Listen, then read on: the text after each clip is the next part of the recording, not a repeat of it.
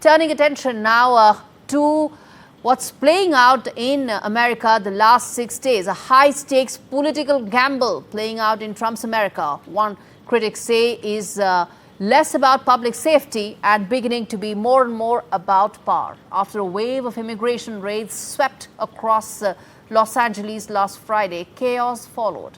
Mass protests, fiery clashes, and a city that is on the edge. But the real storm came from Washington. President Trump bypassed California's governor to deploy 4,000 National Guard troops and Marines into the city. His message was clear, which is that unrest needs to be controlled one way or the other. Troops now guard federal buildings, but critics say this is something else. This is looking like executive muscle, a federal takeover, if you will. And that's what the Democrats are saying, without permission.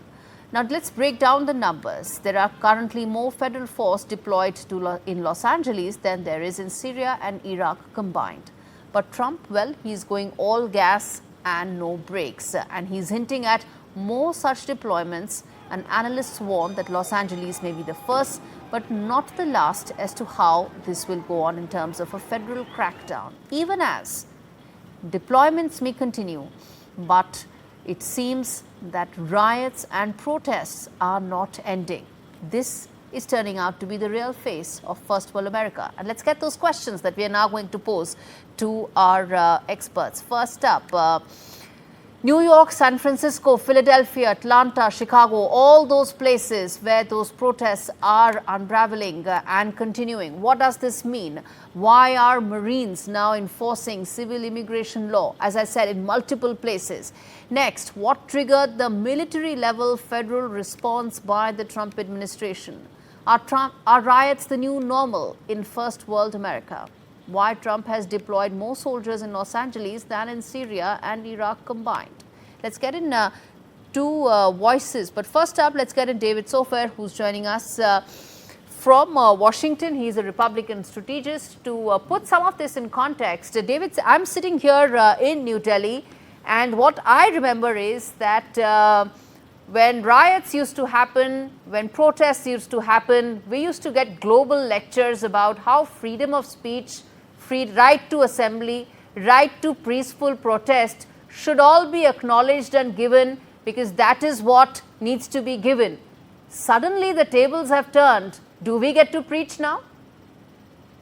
So, first of all, thank you very much for having me. And our thoughts and prayers go out to the first responders and the police officers and the small business owners that have been injured, looted, and are really struggling out there in Los Angeles, California. It's a shame what's happening in Los Angeles. They've had a very, very rough time with looting and crime and businesses being shut down. And it's a shame that the local enforcement there could not provide adequate security for the protests that turned into riots in no short order.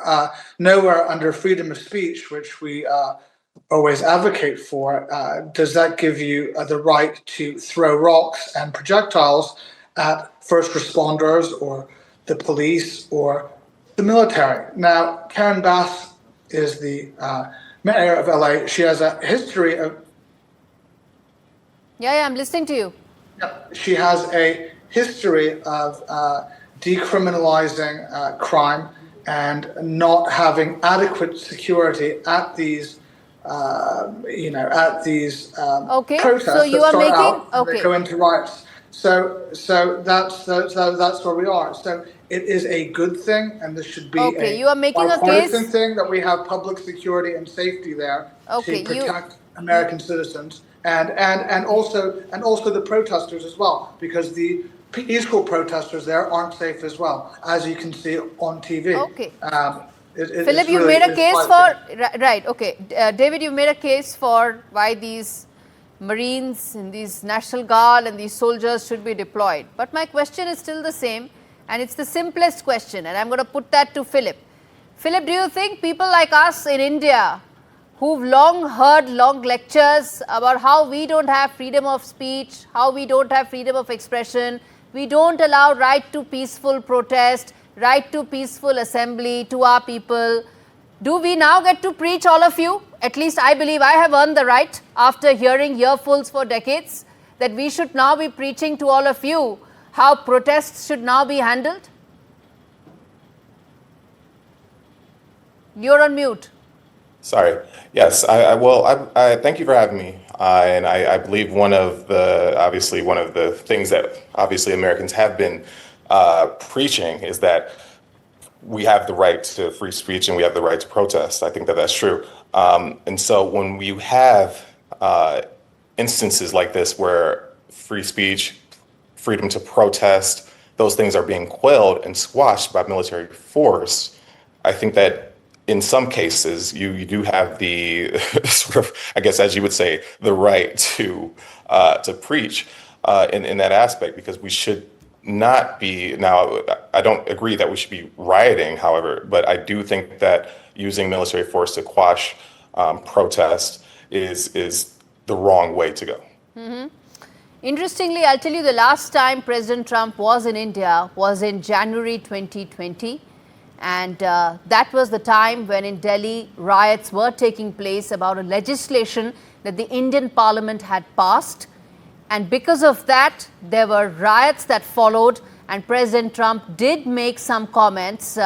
Given the fact that it was a law passed by the Indian Parliament, one can turn around and say that President Trump probably did not have enough knowledge to speak about it. Either way, when those riots happened, India was within its rights to put and quell those. But somehow the playbook is different, isn't it, David? When President Trump does it in America, it's completely different, isn't it? It's not different at all. And this has nothing to do with the First Amendment right or peaceful assembly or protest. This has to do with rioting and looting. And that's exactly what I said. There was rioting and looting there as well in Delhi, but somehow President Trump had a different thing to say then. That's exactly what I'm saying. So we set in our National Guard as a response, which should be a good thing, and it should be a bipartisan thing. So this is a good thing. What's happening? It's showing that America is secure, is keeping its citizens safe, and we're not going to tolerate this kind of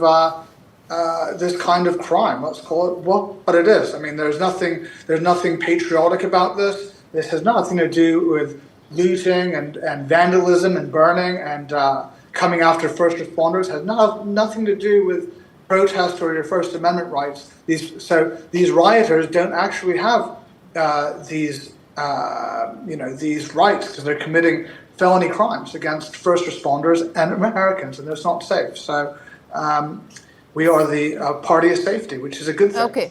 Philip, I want to ask you this, that deployments aside, I've made my point in terms of how things are being viewed differently. But larger point here is that deployments are continuing, and so are the protests. And in fact, the protests and the riots are spreading out.